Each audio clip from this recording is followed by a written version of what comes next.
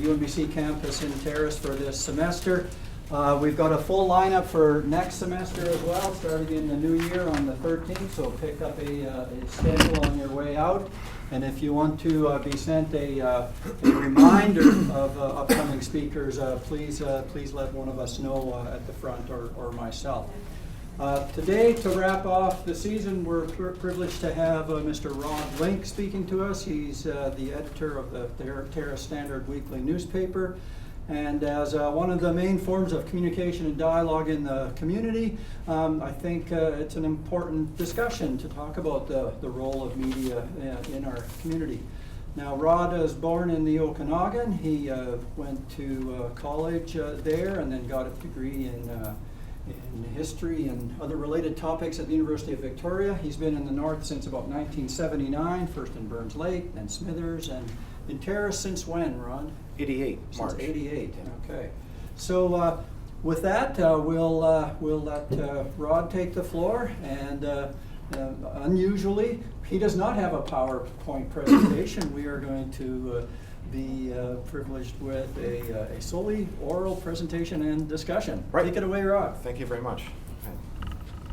I'm going to stand here instead of there, because I there seems kind of distant from people, so I'm going to apologize to the video guy here in advance for that. So. Okay, and it's just going to be words, no PowerPoint stuff, and unlike LNG companies, I don't have any squishy balls with logos or pens or ashtrays or like that, so I'm sorry about that. Ashtrays always in the 80s, I guess. So I'm going to start with some maybe boring corporate history stuff, just tell you a bit about the newspaper company I work for, and then about the newspaper itself, and then invite questions. But along the way, if anybody has any questions, they're more than welcome to just put up their hand or shout them out. Don't mind interrupting what I have to say at all. So, okay, so I work for a company called Black, the color Black Press. It had started in Williams Lake in 1969 when a man called Alan Black, who was a newsprint salesman up until that time, bought the Williams Lake Tribune, which was the weekly newspaper in Williams Lake, BC. At that point, it was part of a small chain which included the Prince George Citizen, but he convinced the owners to sell. And I ran the paper for about 8 or 9 years, and then came his son called David, who's now now my ultimate Lord Master who lives in Victoria. And David bought the Ashcroft Journal in, I think, 1980. That was the first of his papers. And then he bought the Interior News in Smithers, also in 1980. And then later in 1980, he bought where I worked then, which was the Lake District News in Burns Lake in Houston today. And since then, the company's grown. You have to pardon me, I have to sort of look online for how big we are nowadays. So we have 190 community daily urban publications. That's printed at 14 different press facilities. And we also have nearly 170 websites scattered throughout. We have operations not only in British Columbia, but in Alberta. Anybody here been to Red Deer? Okay, we own the Red Deer Advocate in Red Deer and surrounding weeklies. We have newspapers in northern Washington State. That includes some of the Gulf Islands, I guess, the American sort of Gulf Islands. And we have newspapers in Hawaii and also in Ohio. So it's a bit of economic nationalism in that sense. The Canadians went out and bought into the American newspaper market. Unfortunately, though, as probably our accounts will tell you, we bought those markets before the Great Depression of 2008 or so. So if you were the banker guy, you probably would be too happy with us from those days. Also, in terms of economic nationalism, we bought a chain that was in the Fraser Valley in the 80s called the Trinity Group, Trinity Holdings from Great Britain. So more clawing back of from the mother country, I guess, in this sense. So now we have newspapers. If you think of Vancouver Island, I think we have every newspaper in Vancouver Island except for the Times Colonist in Victoria, which is owned by a company called Glacier Publications. And we have the majority of weekly and twice-weekly newspapers in the Lower Mainland. Anybody been to Surrey? Okay, the Surrey Leader, that's us. We don't have anything sort of north of the Fraser on the North Shore. We did a deal with this company called Glacier as well about 2 years ago, and sort of almost like the mafia, divided up the territory kind of thing. So, because there's no secret to probably a lot of you here who follow the news, is that the newspaper industry has been extremely challenged since about late 2007 or so, with the growth of free classifieds, online classifieds. free websites or news websites where you can go on and read anything you want. Kijiji, you know, all these sort of exotic kind of names that have sort of taken the newspaper industry by storm. And some papers survived and some didn't. There's been lots of newspapers, you know, have folded up in the United States of America. Hey, Kelsey. Our own company has closed, I think, about 8 in the last 2 years because of economics. The last one was in Port Alberni, closed one in Courtney, closed one in Burnaby, places like that. And that's just simply a matter of survival. So anybody who works in the media industry will understand the flight of ads from print to online and to other places. So, and the newspaper industry, like us, has tried to respond by going online ourselves, but it's a complicated kind of thing to turn, especially when you're older, to turn your mind from being focused on print to being focused on a more dynamic online kind of presence. So that's about the overview of the situation. The Terra Standard's first issue was in April of 1988. We were then a broadsheet, and we're now a tabloid. When we opened here, we had 2 competitors, one in Kitimat and a local one, and over the years, those closed. And actually, we bought the one in Kitimat in the mid-90s, the Northern Sentinel, which is now the Kitimat Northern Sentinel. That's published in Kitimat.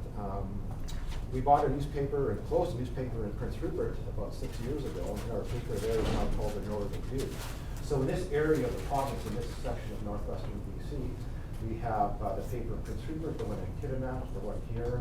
We have the Interior News in Smithers, which I think this year is about 105 years old. So, a bit of a historical sort of fact, the person who started the Interior News, a man called Coyle, Joseph Coyle, also had the patent at that time for the egg carton, you know, the egg carton. Yeah. And he humped his newspaper press, I think, on a donkey over some mountain range and set up shop.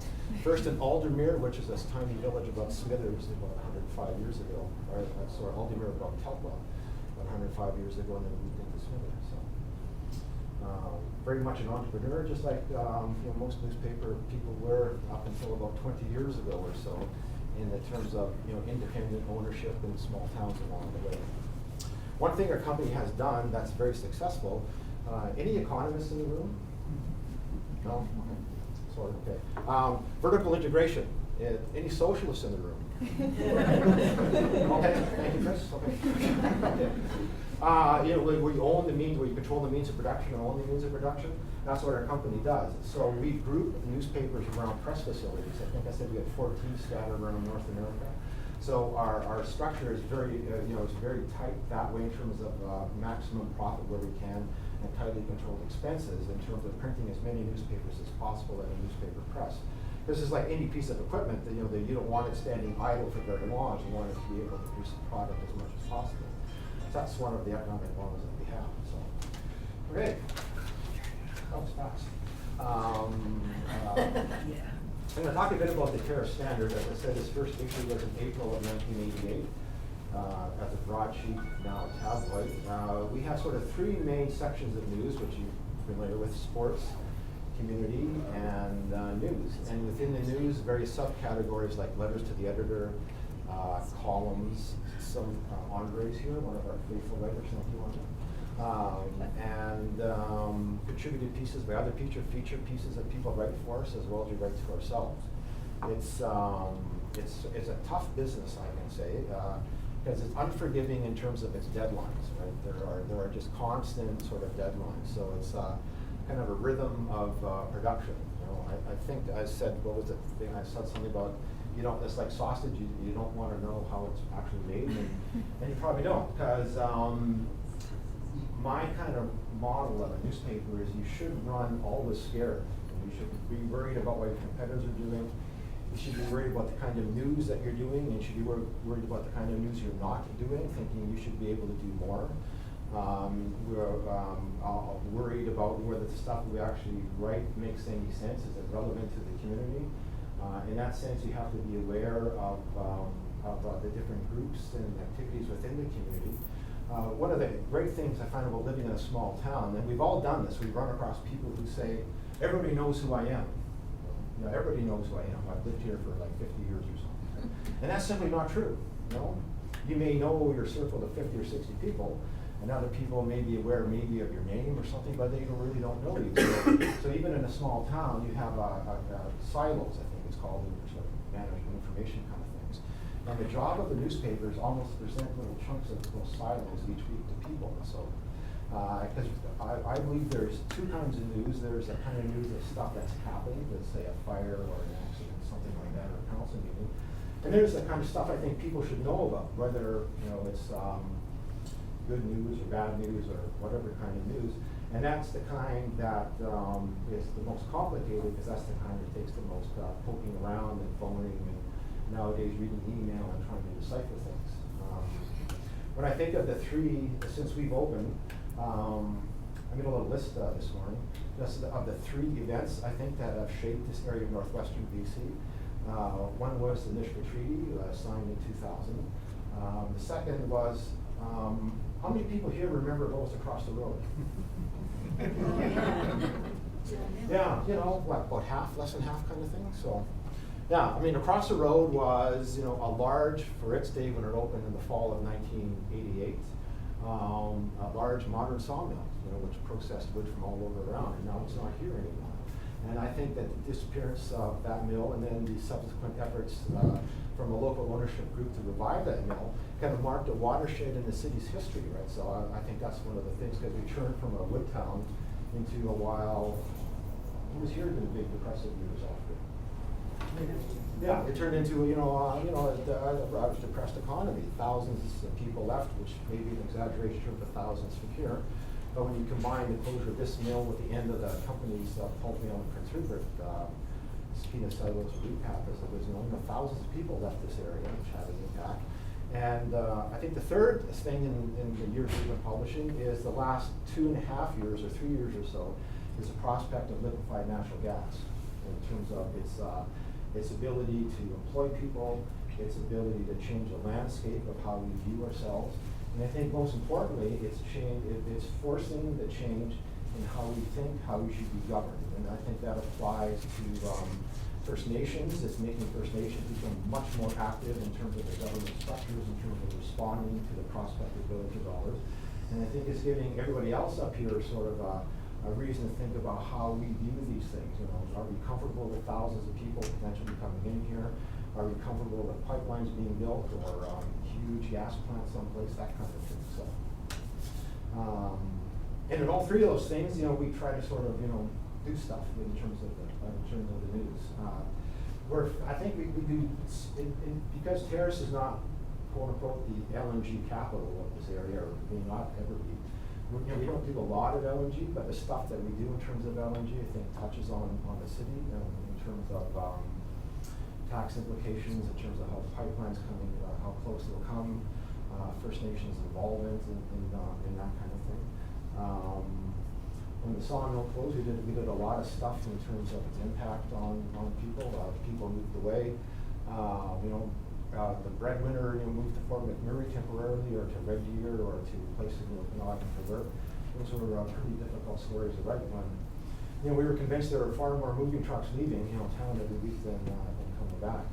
And the Nisga'a Treaty, which was signed officially in 2000, I think the agreement in principle in 1998, was probably the most complicated story that we've ever had to face as a newspaper, because it was the first treaty to be signed, and it still is only actually the first treaty to be signed up here. And it was under negotiation at a time when nobody was familiar with what a treaty was or what it should do. The idea of Aboriginal self-government rights was a bit sort of theoretical in a lot of people's opinions, although of course you're kind of moving that way. The Nass Valley was still a faraway place with a bad road leading in and out kind of thing, and no road that could go with at all. And those came in the decade of the 2000s, and that's where I should bring in my boss David Black, who I think about 1998-99 decided he opposed the Nisga'a Treaty, or the whole concept of Aboriginal self-government rights in his own list of reasons. And then I guess in the classic sense, if you think of Hollywood films, the newspaper barons, sort of issued this edict that we will oppose the Nisga'a Treaty, which gave me problems because in 1998 we endorsed it.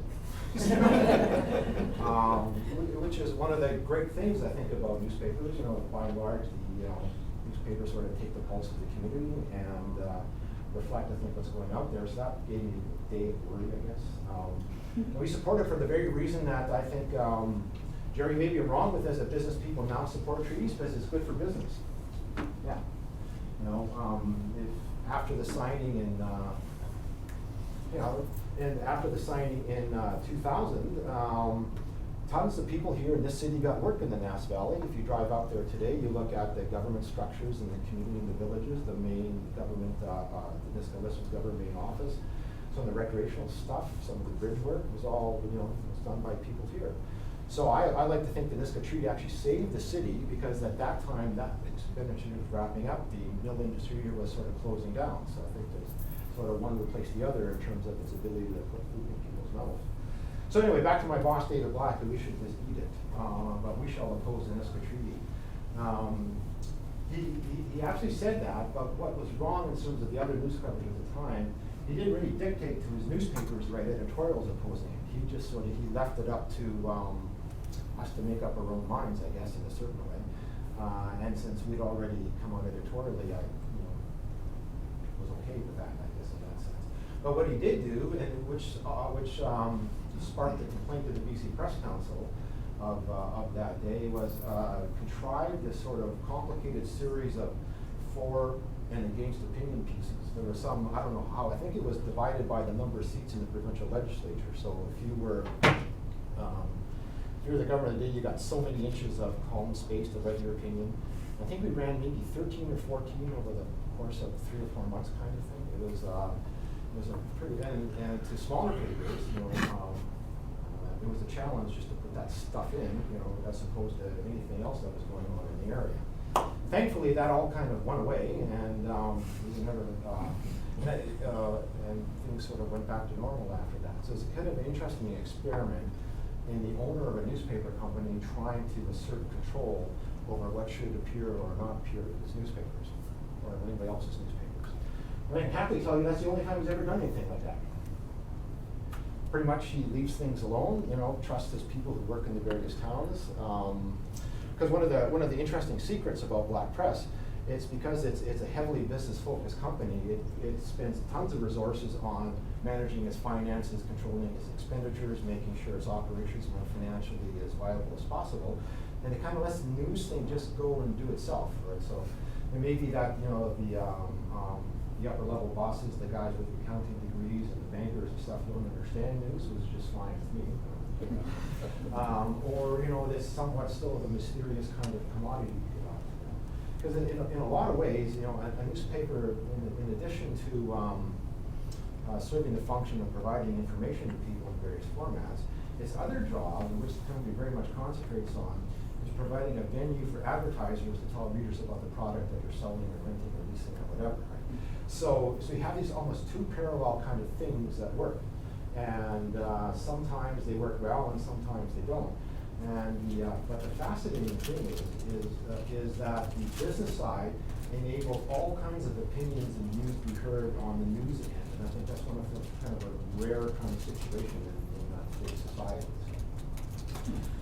Okay, so I think that's about all I have to say. Now I'll invite any questions. Dr. Heinemann. In other circumstances, the Yes. extent of ownership would be scandalous. Single ownership of all the newspapers around it, but this seems to be a virtue for this press because of the separation you were just talking about. Could that separation be a consequence of the concentration of ownership?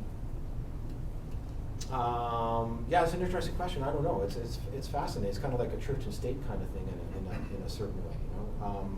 I know one thing that probably our company would never do, if you think back to the mid-October federal election, I'm not sure that we would have accepted ads that covered the front pages of the major dailies saying support, in this case it was, I guess, the Conservative Party. So don't know if we would ever do that. Could you truck ads? Yeah, instead we do car ads, so yeah, not political ads, but car ads, right? Which are okay because we operate in a free market economy. One of my jobs at the newspaper is make sure there's enough income coming in to pay the employees, to pay the bills, kind of thing. And that's been I grew up in that culture, and I don't have a problem with that in a certain way. I'd like to know how is it in the sports section and the community section, what gets into the paper? Is it decided by the reporters who cover that? Or you guys do have a big meeting, or how does that? Well, if I go back to that kind of crazy thing like sausage, maybe you don't want to know, because a lot of it is really desperation.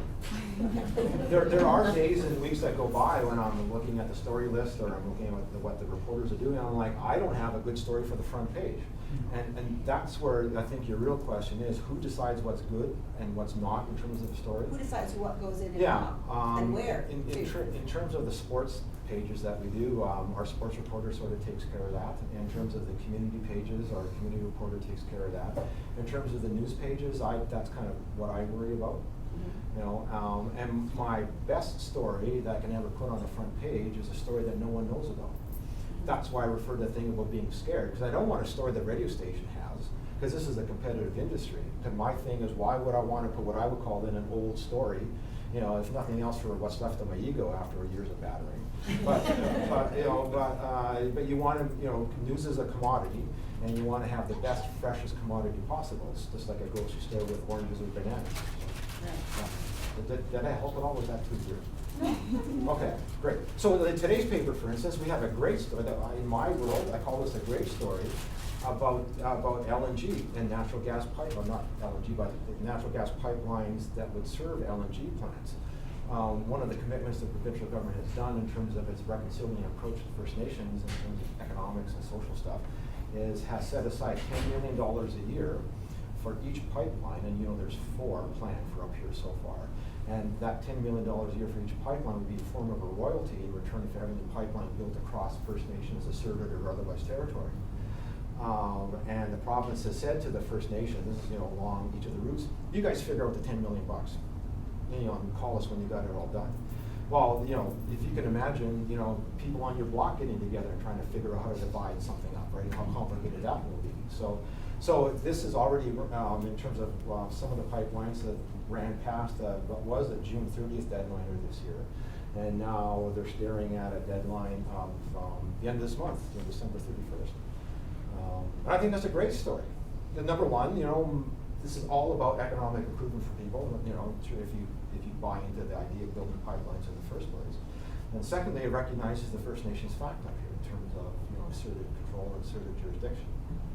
You know, and provides, I know this is really crazy, but you know, it kind of takes us away in terms of away from the transfer economy, you know, into economy based on, sorry for people in here who don't like this kind of thing, but resource extraction, because you know, you have to have a society that can build value. It's not all about the government writing out checks and sending money to people. So. Anyway, that's why I like the story. And because nobody else has it either, right? So that's I'm just going to qualify that because I've known about it for a long time. But with Carla's question about who gets what or what gets put where in terms of news and news selection, I really noticed over the years that as you went through your own life experiences began to be reflected in the stories that you covered. Like, oh look, the daycare is an issue. The school issue, like as you had children, and I think that's an important factor that, and that's more of a statement than a judgment, but, you know, do you agree with that? That the more that you've grown and changed as a community member, that how you view the news as a commodity or not? No, that's great. Sorry, full disclosure, Maureen and her husband are the godparents of one of our daughters. And you're right, you know, because ultimately it's kind of, I know this sounds horrible talking about the I kind of thing all the time.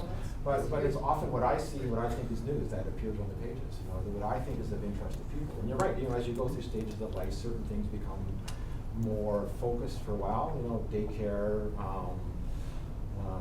band programs, you know, bottle drives, that, you know, that kind of thing, or school topics, because you know, if you have kids that go through the school system, it's you know, you go to a school and your eyes open about what really goes on inside those places sometimes. Or you know, if you're at work early in the morning, I know Chris has faced this, you know, maybe the homeless guys, right? You know, who cannot, if you're up early and driving downtown or walking downtown or even at night, how can you not recognize that there are homeless people, you know, on our streets, kind of thing. So those things that sort of sink into your subconscious in terms of the stories. And the hardest thing is, you know, convincing young reporters of the importance of doing those kinds of things. You know, because they come from different places, different experiences. Jerry had behind you or something. This is a bit of a different tangent, but Okay. are there small market newspapers that could make it by selling the paper? Or is it all predicated on free distribution and flyers and advertising? Yeah, our company has both. If you were to think about Kitimat, the Northern Sentinel is a paid subscriber newspaper. And that means, you know, I think it's like $50 a year or something like that to have it delivered to your house every Wednesday kind of thing. And that's an economic model that's under threat in a lot of places in North America because of the sort of declining readership in general. Kitimat is a place of about 7,000 people now maybe, and I think the newspaper there circulation is about 1,000, which is, you know, not a lot, you know, in terms of what it was in the old days.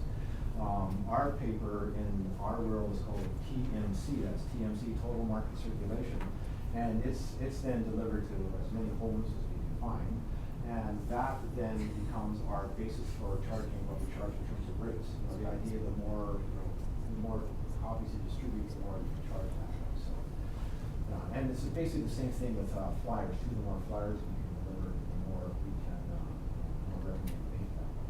Does that help at all? Yeah. Okay, great.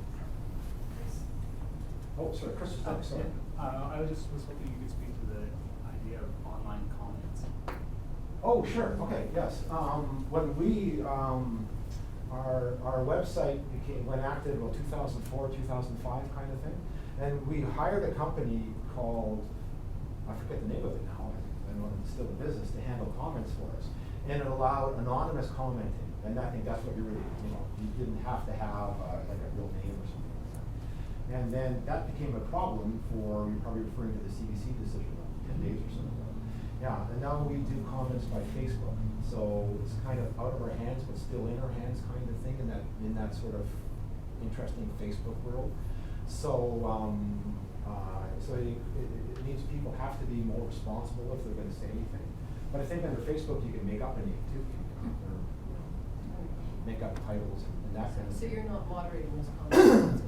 We have the facility as a moderator to ban, hide, and kind of different levels kind of thing. Yeah, but one of the things with the CBC's decision not to have commenting on stories involving Aboriginal people anymore, I found it a bit scary, not so much because of the topic, because the CBC couldn't handle the moderation. I think it didn't have the budget or the people to apply to that kind of daily task, and that's the jobs. I mean, that's the kind of thing that we face sometimes in our paper. Yeah, because we all have jobs, and you can't sit on your website all the time. And so generally, I like comments because it tells me people are reading. But then, when you read stuff that's just kind of crazy, you wonder why people do all day. Right? I mean, what is their life like when they type out crazy? Ms. Johnson has a question. Sorry, Dina. You know me, I'm Okay. but to me, that's an interesting example. Well, yeah, for example, there's papers like the Campbell River Courier, I think, where you can find everything that's on the printed page also online. Yeah. I noticed that the Terrace Standard has some degree of letters to the editor printed, but Yeah. that seems to have slipped off. Yeah, and slipped because that's really my fault, because we had a great social media reporter who left in July. And people bring their own talents and things to newspapers just like any other occupation, and it's been a struggle since then to sort of keep up with that in terms of just the demands of posting things. But some of these papers, you can read the entire paper, Yeah. including the advertising online. Yeah, and you can do that with ours too. Can you? Yeah, yes, it's called the e-edition, and it's at the bottom of our homepage. All right. So you scroll down and you can click, and off you go. Yeah. I was just gonna say, I think that's an example of how the internet and digital media is changing the nature of things, because previously, you would never publish a letter to the editor that wasn't signed. Absolutely, and you're right, yes. Like, letters was the venue for people to express their opinions on the news of the day, Yeah. have to be signed. Yeah. But then when you go online and then you have anonymous commenting, it shifts things, right? It changes the nature of it. Change the nature of that, yeah. And now if you have it through Facebook, at least that's a person with an account. Like even if they don't identify themselves by name on their profile, they have to put their real information into their account on some level. Yeah. One would think, but maybe they don't. Maybe they just make it up. But it's also, it's not committed, right? I can go in and delete my comments from Facebook even after I've posted them. Yeah. Unlike the day of sending a letter, you put it in the mailbox and it's in your hands. Well, yeah, it's, that's absolutely that. We can ban a comment or hide a comment, and what that means then, it's hidden on our site, but it's not hidden on the writer's site, for instance. Oh, okay. So his or her 300 or 50 friends or whatever can still read that, so. I don't understand the logarithms of that. Hi, Andre. Yeah, a question on how you balance or how you provide the coverage on issues that are of national or global significance, but equally have a local aspect. And for example, the matter of missing and murdered first indigenous women, which the federal government is going to address, is definitely a national story, but there's certainly a local aspect. Or look at COP21. Right. Which a global issue, which certainly has local effect as well. So as a local paper, Yeah. do you leave that sort of thing to the national press, or do you need to find a local aspect of it to provide coverage? Yes, the latter is absolutely true, because we're, our definition in the industry is we're a community newspaper. So a community newspaper should represent stuff that goes on in the community. And so we are following up. Yesterday, one of our reporters, whose name is Margaret, was talking to one of the relatives of a teenager who disappeared here in 1995, who's been hugely active in that movement since then, and is getting the local perspective on what that inquiry will mean, because it's an important story for a lot of people. And the crucial thing about the start of this is to ask the families what they want. So that's kind of that's a thing that community newspaper can focus in on, because it's actually talking to like a local community person. Did that help at all? Yes. Okay, great. I have a question about finances. Do you Yes. foresee charging for the home delivery, which has always been free? No. Or the online version? And how do you increase your profits and balance your profits? Yeah, that's a really good question. It's some, kind of sleepless nights once in a while with that around budget time in our company, which is January, February. Our fiscal year begins March 1. I don't think we'll ever start charging for the newspaper, because our rate structure, again, depends on the number of copies we distribute. Online, our papers that have paid subscriber base, like the one in Kitimat I talked about earlier, or the Interior News and Smithers, do charge for an online subscription, but it's built into the overall subscription price of the print version. And in the real brutal world, I'd love to find a person who put the first news article online for nothing. That person should be, something should happen with them, because they destroyed the whole.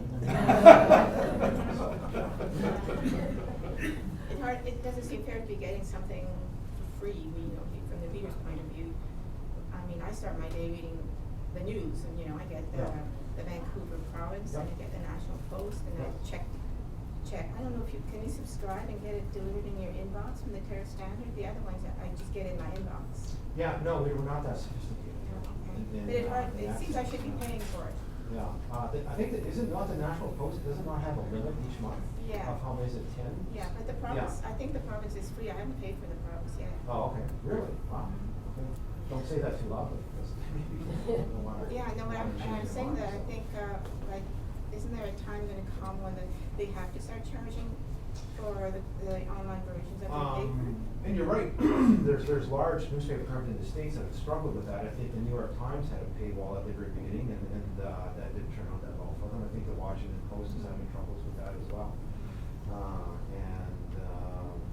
The Guardian, one of the best liberal newspapers in the world, I know that Andre reads because I read his letters in there, has just read just a great story about the financial cost to them of maintaining a very, very well done website in terms of news presentations. Hi, Yvonne. Who's been a faithful contributor to the Terra Standard, I think, since about the second issue. Thank you. Do you think there will be a time that we won't get a newspaper? Yeah, that's another very good question. Yeah. And I really don't know that, you know, Because of the online and. because of the online stuff, yeah, I simply, I can't answer that question, you know. I know in terms of here, our business model here is holding together. And again, as I said, in other places, it's a bit shaky and in trouble, you know, because, you know, the newspaper is a business and the business is better. Everybody goes online to find out what's new, but Yeah. because yesterday, like Mamie's, in February every year, we have Heritage Month. Mhm. And this coming Heritage in February, what is it again, Norm? Distinctive destinations for heritage. Okay, And, Things like the historic police station. right, okay. so, and Carmen from the arena, she's gonna do the history of opening of the arena. Okay. And she's trying to find out some of the information when the arena opened. And I have made scrapbooks of a lot of newspaper clippings. Mhm. And I also have some posters, so under my futon, I don't need a mattress because it's right up underneath. But anyway, I have found some stuff for her, but she's wondering where could she go and get the original copy, but now, that wasn't the standard 72. It was It was a Terrace Herald with it. Terrace Herald. Yeah. So to get anything from that now, all those are gone. So to me, I think the newspaper is very valuable. I have lots of scrapbooks and, so much history in them. Right. A lot of people because I'm older, I guess, I don't go for the online things, which is, everybody does, I guess, get all your news online, but I think still, the newspaper is valuable. Okay, thank If you go downstairs at the library, they do have a lot of that. Older things, yeah. Older things, but. Jerry, you've been, how long in Terrace? Since '69. 69, so when you were here, it would have been the Terrace Herald, right? Yeah. You bought it, Yeah. okay, and I think the Kitimat. We don't paper had have a it Terrace under our edition. mattress. Oh, Sure you want. Yeah, because those, the library, the public library in Kitimat maintains, just like the library here, an archive, so they might have some of the things, because, again, it distributed in Kitimat for decades, I think. Can a historian answer that question? Yeah.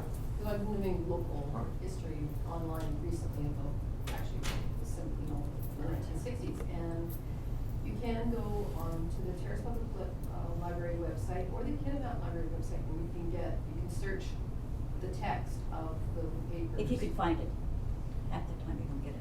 Well, the public It's- library went yeah. back online from 2014, and you can do a digital search of the name or the company or. But Yvonne's date. right, Maureen, But there are a lot of gaps. Yes. So, Yes. and I'm not sure, but we do have the 72 paper edition at the museum, so I'll We do. look at it for Carmen. What about the legislative library in Victoria? Yeah, and they have copies They have- also, they have physical copies also, though I doubt she wants to go to Victoria. So when Marie moved to Terrace, there were two, there was the Standard and the Review? Terrace Review. Review, it's the Terrace Review. Right. And my perception was always that the Standard did hard news and the Review did community news, right? And so, and being involved in the arts community, I always went to, I looked at them both, but that was my thing. So, did you actually divide that up when you had two, or No, is no, that no, just, yeah. that just is the way that people? That's just the way, Yeah. that's just the way it kind of worked out. Yeah, you know, so. okay. I know over the years, Carmen, you said we should do more arts coverage. That's Yes, what you said. yes, we had this discussion years ago, when he said, somebody came to town, and it was an anti-homosexual rally, and he covered it really well. And I said, and you didn't cover this, he said, well, 700 people came up to the arena, I said, 700 people came up to the arena, and you didn't touch that. There you go. Oh, Yeah, that was first. And Rod, on the editorial page, you always have the Ingrid Rice cartoon. Yes. She produces 4 a week. How do you decide on the one to finish? I think she does 2, does she not? I understood she did 4. Oh, is that right? Okay. Doesn't matter, We the only- choice. Okay, we only get 2, maybe I'm paying 2 things. The topicality to the area sometimes matters of taste, you know. If I don't think, if I don't like the message, I think it does, you know. I won't run it. You know, she did the cartoon, you know, the Syrian child, 3-year-old, dead on the beach, right? And she ran a version of that. I don't think we ran that. I thought it was just maybe a bit much, you know, for, you know, some sort of, in a way, some sort of sensitivity towards a smaller community kind of thing, so. And sometimes, Ed, they just don't make sense to me. You know, it's like, well, you know, can't run this one. And sometimes it's like an event in maybe Eastern Canada, the news of that may not have filtered into BC in a certain way, you know, that doesn't make any sense. You did run some very barbed Harvard cartoons from her. Well, you know, kind of Which sort of. served us. Yeah, but I mean, but Stephen Harper was the prime minister, so he was, you know, from coast to coast. Well, first of all, I can hardly wait for your paper on Wednesday. Both Jerry and I really enjoy it, and I have to tell you, Rory is our paper boy, and he is outstanding. But having said that, how many times or how often do you get people saying they want you to put something in the paper, and do you get that on a daily basis? Oh, all the time. Yeah, which it's not like people coming to your store, you know, buying things, you know. I love that when it happens. You know, it's because it shows me that people, you know, read the paper. It shows that people have some sort of confidence or trust in you. They want to come talk to you about an issue and hopefully you're going to do something about that. And 3, it's a different voice, maybe a new voice that's never been in print before. One of my always sort of maybe, you know, sort of self-imposed lofty goals is never really attainable, and it's very hard to do. And some weeks I think we get to maybe 25% of it is that people got contact with paper, even if it's just once in terms of letter to the editor in a lifetime or a phone call, should have some kind of reasonable experience here for us. So. Yeah, and especially, you know, one of the barometers over the years is when you're in people's houses and you look at the fridge doors. And so if they have clippings, you know, magnets stuck to the door, then you know you have a reader. You know, and even better if it's a picture of their grandson or granddaughter or themselves doing something or at some kind of event, then you know you've got that connection. You have that, you know, in the business where you have that customer. Sometimes you have customers, you know, that you wish they would not shop as often. But, you know, that just kind of goes with the territory, doesn't any kind of So, Rod, does the newspaper have a policy on op-eds? No. I'll So you evaluate them on an individual basis then? Yeah, well, we have 2 or 3 regular columnists that run on opposite the editorial page. Andre's one, Al Lehman is another. We have Malcolm Baxter, a retired newspaper editor from Kitimat, and other sort of stuff just shows up. It shows up by email, or I see it in another newspaper and phone and ask if we can use that kind of thing. You know, kind of look for. I try to run things about energy, you know, just because of the potential for an LNG industry here. I think it's important that people be exposed to as much information as they can, whether in their view it's for or against or neutral. These are sort of complex issues, and so the more you can put out there, I think the healthier it is for the community. And do you run, you just alluded to the fact that you did, but like op-eds that have run in, say, major newspapers, with the paper pick those up on occasion, or? Yeah, if I see something I like, you know, I'm interested in, I'll call that paper and ask if we can just use it. You know, and my excuse, because I have a tiny budget in a small community, I just say we're just a small distribution newspaper, we're going to just run this and just give you credit, and they say sure. So that kind of works back. Because one thing the internet has done, even though it's affected our business, is exposed us as everybody to a wealth of information out there, different opinions and topics and things. And that's sort of one of the good things of that. And it even helped democracy in the very end. Once we can get past that shouting at everybody, it's fine. So, Thank you. yeah. Question here, Rob? Oh, hi, Bill. What's the distinction between the title, the role of the publisher versus the owner or editorial role? Yeah, the editor is a person who makes the news judgments. Okay. You know, obviously, you know, in concert with the reporters and that kind of thing. And the publisher is nowadays, in the old days, the publisher would be the owner, or that great word, the proprietor. I love that kind of saying, you know, that kind of sort of English kind of fashion of titles and things. Nowadays, it's really, you know, the better title is the general manager of a business. Right? That's the basically the, you know, from how much money do we need this week, and how much money do we need next week, what does it look like in a year, why is that costing so much, and the guy who clears our, you know, driveways, where is he, because I'm paying him $40, you know, that kind of thing. So you're editor and publisher, do those Yeah. roles overlap in terms of the balance of, let's say, advertising and news coverage? Overlap, yes, troublesome sometimes, you know, but interesting nonetheless, you know, so. But Yeah. it's rare, it's not a common combination. No, you know, I always like to think, you know, if you have an angry customer or whatever, they phone up, they wanna talk to the editor, and you talk to them, and they're not happy, you put the phone down and say, I'll get the publisher. Do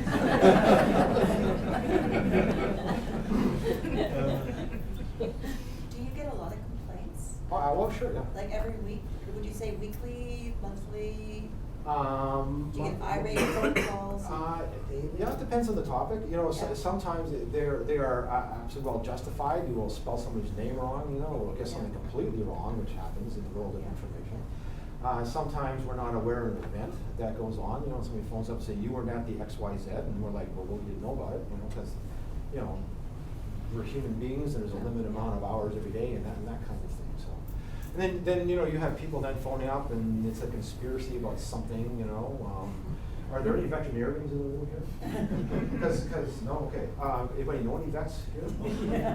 Because, I know that, I don't want this to sound trite, but veterinary stories are the most challenging, I think, for every small town newspaper, you know, to handle. Well, because pets have, you know, even more, I don't know, emotion attachment than people's children. And, you know, the idea that, you know, you've taken your dog to a vet and he or she or they want to charge you X amount for this kind of operation, or how come they weren't open at Sunday at 8 in the morning when your cat needed this, and I have to drive to Prince Rupert where I know there's a better vet. We get that's so, those are, you know, and so people come to us with those kinds of things, and I'm like, you know, we don't do a lot of consumer stories, you know? Yeah, you know, in that kind of situation, that's, I try not to do a lot of workers' comp stuff or work safe BC things, you know. People will come in literally with, you know, like an apple crate full of documents, you know, over the years from horrible workplace injury, you know, and it just goes on. And you would need to be an accountant and a lawyer, right, to go through all that information, you know, for, you know, to come up with something at the other end. So some things are just beyond our abilities. Yeah, so that's the assumption that the community newspaper is your advocate. Yeah. As opposed to covering a story of interest. Yeah. Well, and you know, and sometimes we can be an advocate in a certain way, and other times, you know, we can't. We have a story in our paper today about the last week, the 30th of November, Monday signing of the friendly exchange agreement between the City of Terrace and Chingwandao. Big thing at the City Hall, bit of a tour of the industrial park that the Chingwandao Economic Development Zone bought. As it turns out, the City Council here made that decision in secret. They had a meeting on August 10th and decided that they were going to come up with this friendly exchange agreement in a closed session, and debated it and discussed it, and all raised their hands and didn't hit not one word of a public debate, you know. So it was, you know, I thought, well, that's wrong, you know. And so in our limited sort of public advocacy kind of role, we have a story about that in today's papers. Hi. Question.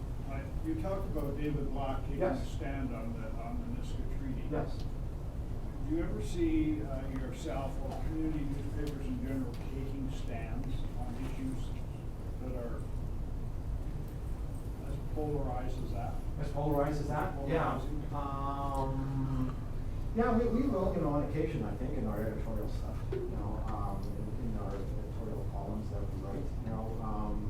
Like I said, we took a stand on Niska Treaty before the owner of the paper took a stand on Niska Treaty. We've backed certain political candidates over the years, you know, but generally not a lot of that. I like to think we're an advocate for homeless people in terms of news and editorials. I think one of the horrible things about this, where we live, is no detox center, you know. I think we wrote a pretty strong editorial about that, you know. So, you know, sort of, I know it sounds sort of, you know, cliche again, but sometimes just speaking to the little person out there who may not have a voice or the ability to have a voice themselves.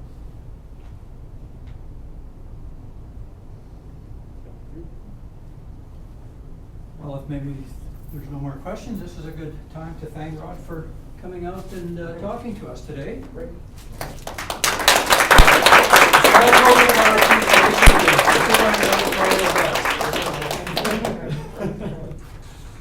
You know, it's really great to be able to look around and know almost all of you. I know, nowadays it's amazing. We've got a big sign I was gonna say, Okay. And thanks for attending, and thank you all for attending as well, and I see many familiar faces.